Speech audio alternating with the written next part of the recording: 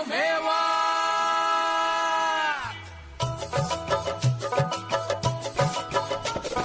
पूरा हुआ सपना, रेडियो हुआ अपना। आया रेडियो मेवा, अरे अपना रेडियो मेवा। मेरा रेडियो मेवा, तेरा रेडियो मेवा, हमारा रेडियो मेवा। गाँव-गाँव की बात, खेत खलियान की बात, लाया रेडियो मेवा, अरे अपना रेडियो मेवा। पढ़ने लिखने की बात, बैंक और नौकरी की बात, लाया रेडियो मेवा, अरे अपना रेडियो मेवा। सफाई और सेहत की बात, पंच और पंचायत की बात, लाया रेडियो मेवा, अरे अपना रेडियो मेवा। अपने अधिकारों की बात, संपूर्ण विकास की बात, लाया रेडियो मेवा, अरे अपना रेडियो मेवा। तेरी बात मेरी बात, सबके फायदे की बात, लाया रेडियो मेवा, अरे अपना रेडियो मेवा, अरे अपना रेडियो मेवा, अरे अपना रेडियो मेवा। सुनते रहिए अपना कम्युनिटी रेडियो सिर्फ 90.4 FM पर। देखो समझो चुप्पी तोड़ो, कहो हिंसा को नो। देखो समझो चुप्पी तोड़ो, कहो हिंसा को नो। भले न बदले सब कुछ पल में, एक नई शुरुआत तो हो। ना सहमो ना डरी रहो, आवाज उठाओ सजग बनो। तोड़ के हर पिंजरे को अब उड़ान भरो, आसमां छुओ, आसमां छुओ। भले ना बदले सब कुछ पल में, एक नहीं शुरुआत तो हो, शुरुआत तो हो। देखो समझो चुप्पी तोड़ो, कहो हिंसा को नो। देखो देखो समझो समझो चुप्पी तोड़ो, कहो हिंसा को नो, नो, नो, नो। जब बचपन तुम्हारी गोद में आने से कतराने लगे, जब माँ की कोख से झांकती जिंदगी बाहर आने से घबराने लगे, समझो कुछ गलत है। जब तलवारें फूलों पर जोर आजमाने लगे, जब मासूम आंखों में खौफ नजर आने लगे, समझो कुछ गलत है। जब ओस की बूंदों को हथेलियों पे नहीं, हथियारों की नोक पर थमना हो, जब नन्हे नन्हे तलुओं को आग से गुजरना हो, समझो कुछ गलत है। जब किलकारियाँ सहम जाएं, जब तोतली बोलियाँ खामोश हो जाएं, समझो कुछ गलत है। हरीन, कितनी अच्छी कविता है ये तो, नन्हे बच्चों के ऊपर। हाँ सकूनत, ये कविता परसून जोशी जी ने लिखी है। तो आज हम अपने कार्यक्रम हिंसा को नो में इस कविता से ही जुड़ी हुई बात को आगे लेकर जाएंगे। श्रोताओं, आपको तो पता है बच्चे कितने मासूम होते हैं। कोई भी उनसे प्यार से दो बात करता है तो वो उसी पर विश्वास करने लग जाते हैं। उन्हें अपने और पराये के बारे में कोई फर्क ही नजर नहीं आता। शायद यही वजह है कि बच्चों के साथ होने वाले अपराध इतने ज्यादा बढ़ गए हैं। नेशनल क्राइम रिकॉर्ड्स ब्यूरो, गृह मंत्रालय, भारत सरकार द्वारा प्रतिवर्ष प्रकाशित क्राइम इन इंडिया रिपोर्ट से पता चलता है कि 2009 में बाल बलात्कार के 5,368 मामले दर्ज किए गए थे। 2010 में 5,484 मामले और 2011 में 7,112 मामले। बच्चों के खिलाफ यौन अपराधों की घटनाओं में बढ़ोतरी जारी रही। भारत में 2013 में बाल बलात्कार के 12,363 मामले दर्ज किए गए थे। भारत में अपराध साल 2014 से पता चलता है कि पॉक्सो अधिनियम और बाल बलात्कार के तहत 8,904 और 13,766 मामले दर्ज किए गए थे। अब तो आप सबको भी पता चल गया होगा कि आज हम बात करने वाले हैं पॉक्सो एक्ट के बारे में, कि ये क्या होता है, इस एक्ट का प्रावधान क्या है और ये बच्चों को कैसे सुरक्षा प्रदान करता है। अब कार्यक्रम को हम आगे बढ़ाते हैं। अस्सलाम वालेकुम, नमस्कार श्रोताओ, आप सुन रहे हैं आपका अपना सामुदायिक रेडियो मेवात 90.4 FM और मैं हूं फरहीन और मेरे साथ है सकूनत। हम दोनों लेकर हाजिर हैं आपका मनपसंद कार्यक्रम हिंसा को नो। जैसे कि आपको पहले ही बता दिया है, आज हम बात करेंगे पॉक्सो एक्ट के बारे में। पॉक्सो एक्ट का पूरा नाम the protection of children from sexual offence act यानी यौन अपराधों से बच्चों का संरक्षण अधिनियम है। पॉक्सो एक्ट 2012 को बच्चों के प्रति यौन उत्पीड़न और यौन शोषण और पोर्नोग्राफी जैसे जघन्य अपराधों को रोकने के लिए महिला और बाल विकास मंत्रालय ने बनाया था। वर्ष 2012 में बनाए गए इस कानून के तहत अलग अलग अपराध के लिए अलग अलग सजा तय की गई है। देश में बच्चों के साथ बढ़ती दरिंदगी को रोकने के लिए पॉक्सो एक्ट 2012 में बदलाव किया गया है, जिसके तहत अब 12 साल तक की बच्ची से रेप के दोषियों को मौत की सजा मिलेगी। सरकार की ओर से रखे गए इस प्रस्ताव को केंद्रीय कैबिनेट की मंजूरी अप्रैल 2018 में मिल गई है। पॉक्सो अधिनियम की धारा 7 और 8 के तहत वो मामले पंजीकृत किए जाते हैं जिनमें बच्चों के गुप्तांग से छेड़छाड़ की जाती है। इस धारा के आरोपियों पर दोष सिद्ध हो जाने पर 5 से 7 साल तक की सजा और जुर्माना हो सकता है। इस एक्ट को बनाना इसलिए भी जरूरी था क्योंकि बच्चे बहुत ही मासूम होते हैं और आसानी से लोगों के बहकावे में आ जाते हैं।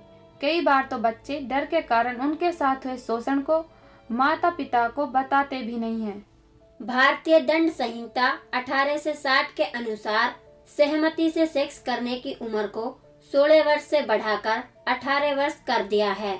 इसका मतलब है कि यदि कोई व्यक्ति किसी बच्चे के साथ उसकी सहमति या बिना सहमति के यौन कृत्य करता है तो उसको पॉक्सो एक्ट के अनुसार सजा मिलनी ही है। इस एक्ट में कोई भी सजा से नहीं बच सकता। अगर कोई ये कहता है कि इसमें तो इसकी मर्जी थी, तब भी उसे सजा मिलेगी ही मिलेगी। यदि कोई पति या पत्नी 18 साल से कम उम्र के जीवन साथी के साथ यौन कृत्य करता है तो ये अपराध की श्रेणी में आता है और उस पर मुकदमा चलाया जा सकता है। यह अधिनियम पूरे भारत पर लागू होता है और 18 वर्ष से कम उम्र के बच्चों को यौन अपराधों के खिलाफ सुरक्षा प्रदान करता है। अगर किसी बच्चे के साथ यौन अपराध हो गया है तो फिर उससे क्या किसी तरह के बयान वगैरह भी होते हैं? बिल्कुल सकूनत, पॉक्सो कानून के तहत सभी अपराधों की सुनवाई एक विशेष न्यायालय द्वारा कैमरे के सामने बच्चों के माता पिता या जिन लोगों पर बच्चा भरोसा करता है उनकी मौजूदगी में करनी चाहिए। यदि अपराधी एक किशोर है तो उसके ऊपर किशोर न्यायालय अधिनियम 2000 बच्चों की देखभाल और संरक्षण में मुकदमा चलाया जाएगा। अगर पीड़ित बच्चा विकलांग है या मानसिक रूप से या शारीरिक रूप से बीमार है तो विशेष अदालत को उसकी गवाही को रिकॉर्ड करने या किसी अन्य उद्देश्य के लिए अनुवादक, दुभाषिया या विशेष शिक्षक की सहायता लेनी चाहिए। अगर अपराधी ने कुछ ऐसा अपराध किया है जो कि बाल अपराध कानून के अलावा अन्य कानून में भी अपराध है तो अपराधी को सजा उस कानून के तहत होगी जो कि सबसे सख्त है। पर फरीन, ये बात तो तुमने बता दी हमारे श्रोताओं को कि इसका जो बयान है वो किस तरह से होता है, लेकिन मेरे मन में एक और सवाल चल रहा है और शायद ये सवाल हमारे श्रोताओं के मन में भी हो। अगर कोई किसी पर झूठा केस करता है तो उसमें फिर क्या होगा? क्योंकि बहुत से अभियुक्त ऐसा कहते हैं कि उनके ऊपर झूठा आरोप लगाया गया है। बहुत अच्छा सवाल है ये तो तुम्हारा। इसे भी हमें अपने श्रोताओं को बताना है। इसमें खुद को निर्दोष साबित करने का दायित्व अपराधी पर होता है। इसमें झूठा आरोप लगाने, झूठी जानकारी देने तथा किसी की छवि को खराब करने के लिए सजा का प्रावधान भी है। मुझे तो फरीन मेरे पूछे गए सवाल का जवाब मिल गया और मेरे साथ हमारे सभी श्रोताओं को भी मिल गया होगा। लेकिन फरीन, अगर किसी बच्चे के साथ इस तरह की घटना हो जाती है तो फिर क्या होता है? अगर किसी बच्चे के साथ इस तरह की घटना हो जाती है तो यह अधिनियम बाल संरक्षक की जिम्मेदारी पुलिस को सौंपता है। इसमें पुलिस को बच्चे की देखभाल और संरक्षण के लिए तत्काल व्यवस्था बनाने की जिम्मेदारी दी जाती है, जैसे बच्चे के लिए आपातकालीन चिकित्सा उपचार प्राप्त करना और बच्चे को आश्रय गृह में रखना इत्यादि। और इसके साथ ही पुलिस की यह भी जिम्मेदारी बनती है कि मामले को 24 घंटे के अंदर बाल कल्याण समिति CWC की निगरानी में लाए, ताकि CWC बच्चे की सुरक्षा और संरक्षण के लिए जरूरी कदम उठा सके। अच्छा फरीन, अगर किसी बच्चे के साथ इस तरह की घटना हो जाती है तो उस बच्चे का मेडिकल करने के लिए क्या कोई प्रावधान है? इस अधिनियम में बच्चे की मेडिकल जांच के लिए प्रावधान भी किए गए हैं, जो कि इस तरह से होने चाहिए कि बच्चे के लिए कम से कम पीड़ादायक हो। मेडिकल जांच बच्चे के माता पिता या किसी अन्य व्यक्ति की मौजूदगी में किया जाना चाहिए जिस पर बच्चे का विश्वास हो, और बच्ची की मेडिकल जांच महिला चिकित्सक द्वारा ही की जानी चाहिए। जो बच्चे की जांच होगी उसमें जो खर्चा आएगा उस खर्चे का क्या होगा? विशेष न्यायालय उस बच्चे को दिए जाने वाली मुआवजा की राशि का निर्धारण कर सकता है, जिससे बच्चे के चिकित्सा उपचार और पुनर्वास की व्यवस्था की जा सके। अभी भी मेरे मन में एक सवाल और है। वो क्या सवाल है?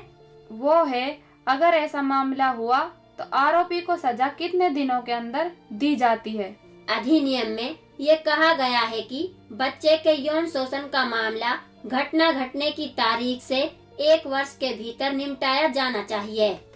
सर्वश्रेष्ठ अंतर्राष्ट्रीय बाल संरक्षण मानकों के अनुरूप इस अधिनियम में यह प्रावधान है कि यदि कोई व्यक्ति यह जानता है कि किसी बच्चे का यौन शोषण हुआ है तो उसको इसकी रिपोर्ट नजदीकी थाने में देनी चाहिए। यदि वो ऐसा नहीं करता है तो उसे 6 महीने की कारावास और आर्थिक दंड लगाया जा सकता है। उम्मीद करती हूँ आप सबको पोक्सो एक्ट के बारे में विस्तार से जानकारी मिल गई होगी। जब भी आप किसी भी बच्चे के साथ कुछ गलत होते देखें तो आप उसके खिलाफ आवाज उठाएं और आरोपी को सजा दिलाएं। सजा दिलाने के लिए आप रेडियो मेवात से भी मदद ले सकते हैं, क्योंकि रेडियो मेवात 24 घंटे आपकी सेवा में हाजिर है मदद करने के लिए। आप हमें फोन कर सकते हैं। फोन नंबर है 8685 904 904, यानी 8685 904 904। या आप हमें व्हाट्सएप भी कर सकते हैं। हमारा व्हाट्सएप नंबर है 8395 904 904, यानी 8395 904 904। हमारा पता है radio Mewat MDA transit hostel BSNL exchange के पास नुह मेवात। या आप हमें मेल भी कर सकते हैं। हमारी मेल ID है radiomevat90.4@gmail.com। या हमसे सोशल मीडिया पर भी जुड़ सकते हैं। हमारा फेसबुक पेज है रेडियो मेवात 90.4 और हमारा ट्विटर हैंडल है @रेडियो मेवात। आपसे फिर मुलाकात होगी एक नए कार्यक्रम के साथ। अब मुझे और सकूनत को दीजिए इजाजत। खुदा हाफिज, नमस्कार। देखो समझो चुप्पी तोड़ो, कहो हिंसा को नो। देखो समझो चुप्पी तोड़ो, कहो हिंसा को नो। भले न बदले सब कुछ पल में, एक नई शुरुआत तो हो। ना सहमो ना डरी रहो, आवाज उठाओ सजग बनो। तोड़ के हर पिंजरे को अब उड़ान भरो, आसमां छुओ, आसमां छुओ।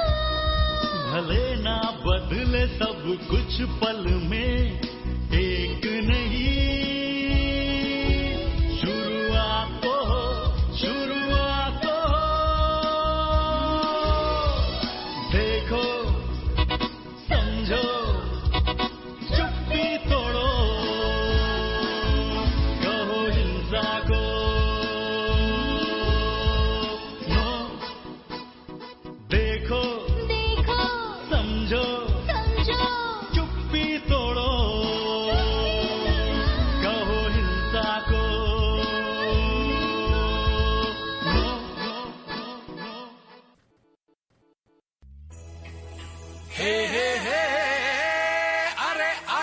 रेडियो मेवात।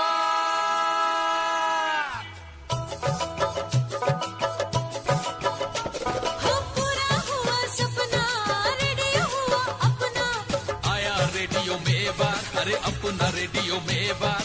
मेरा रेडियो मेवात, तेरा रेडियो मेवात, हमारा रेडियो मेवात।